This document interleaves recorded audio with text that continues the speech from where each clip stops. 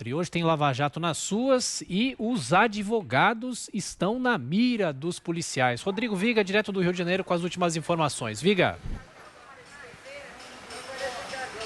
Exatamente, Tiago. Não são advogados desconhecidos, pelo contrário, né? Que já advogaram, já prestaram serviços para personagens do cenário político, como Cristiano Zanin, que trabalhou para o ex-presidente da República Lula, a Ana Basílio, que é advogada do governador afastado do Rio de Janeiro, Wilson Witzel, e Frederic Wassef, que trabalhou para a família Bolsonaro em vários casos, vários processos. É bom lembrar que políticos e ex-políticos não são os alvos dessa operação esquema, né, com S de cifrão, do Ministério Público Federal aqui do Rio de Janeiro. O que está em pauta, meu caro Tiago, ouvintes e internautas da Jovem Pan? Desvios de 355 milhões de reais do Instituto da Federação de Comércio do Rio de Janeiro, a época em que foi presidida por Orlando Diniz, que já foi até preso pelo Lava Jato em 2018 na Operação Jabuti.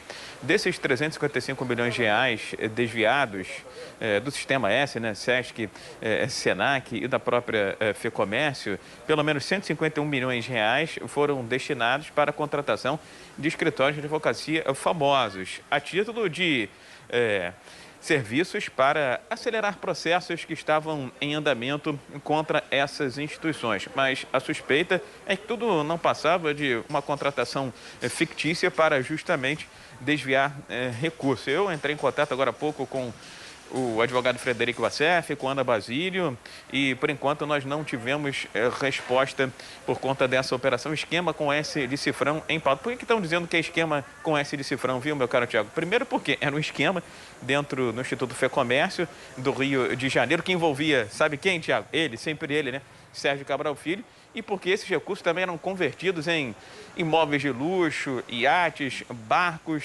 enfim, era dinheiro que saía da folha de pagamento das empresas, né, via Sistema S, e ia parar nos cofres, segundo a apuração do Ministério Público Federal, desses escritórios de advocacia que prestavam serviços fictícios e convertiam esses recursos em bens de altíssimo luxo. Há de se lembrar que o Orlando Diniz, inclusive, fechou acordo de colaboração premiada com o juiz Marcelo Bretas, da 7ª Vara Federal Criminal do Rio de Janeiro, andou apontando o dedo para o presidente da OAB Nacional, o Felipe Santa Cruz, que diz que a delação de Orlando Diniz é mentirosa e fantasiosa, Tiago.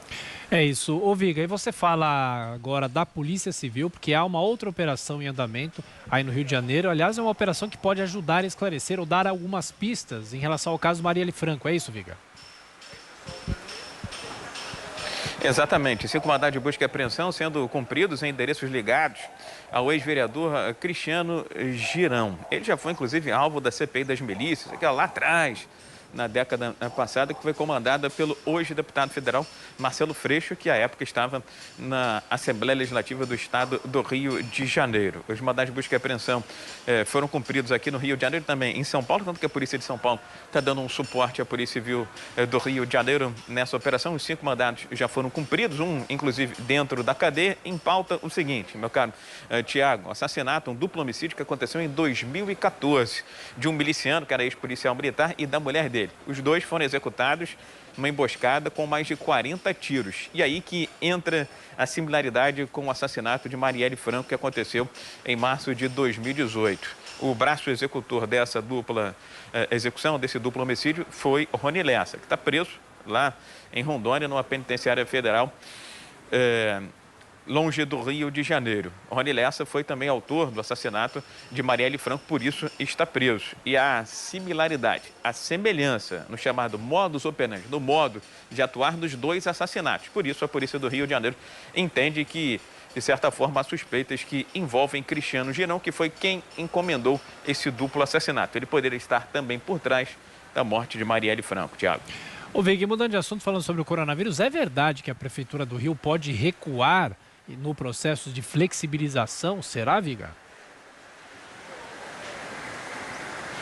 Olha, Tiago, faltando poucos dias para a eleição, eu ainda continuo relativamente cético, mas já existe uma discussão no âmbito da Prefeitura do Rio de Janeiro que mais avançou do que recuou nessas medidas de afrouxamento, de flexibilização, nesses últimos dias e semanas. O que está em pauta, o que está em discussão nesse momento, Tiago, ouvintes internautas da Jovem Pan? A possibilidade, por exemplo, de reduzir o horário de funcionamento dos bares, porque o que se tem visto aqui nos últimos finais de semana, e o feriado prolongado foi um grande exemplo, foi muita concentração de pessoas, especialmente jovens, sem máscara, sem distanciamento, sem uso de álcool gel. Essa é uma possibilidade. A outra possibilidade diz respeito também a uma atuação mais firme, mais intensa nas praias do Rio de Janeiro, porque tem corrido relativamente frouxo, tem sido uma abordagem educativa, uma abordagem conciliadora, mas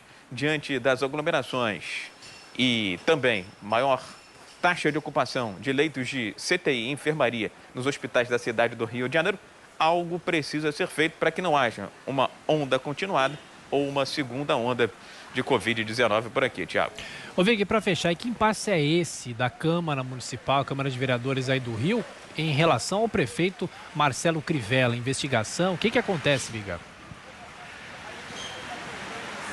Vai ter CPI, com certeza, para investigar o caso conhecido como Guardiões do Crivella. O problema agora está na composição dessa comissão parlamentar de inquérito, que será formada por 5 vereadores por 5 componentes. A oposição entendia que ia ter maioria nessa comissão parlamentar de inquérito. 3 deputados contra 2 da situação. Mas um partido que não fazia da base, já nos acréscimos, após a abertura da CPI, decidiu integrar a base do prefeito Marcelo Crivella, que mexe no peso, na força dos partidos dentro da Câmara Municipal. E de acordo com a regra da proporcionalidade, se isso for confirmado, a oposição teria menos uma cadeira, 2 cadeiras, e a situação 3 cadeiras.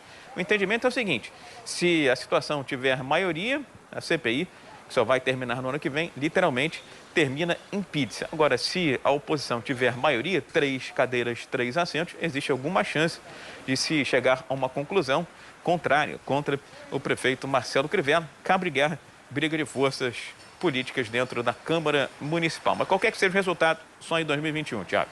E os mandatos acabam agora, em dezembro. Adianta o que essa CPI? Bom, Rodrigo Viga com as últimas informações aí do Rio. Bom trabalho para você.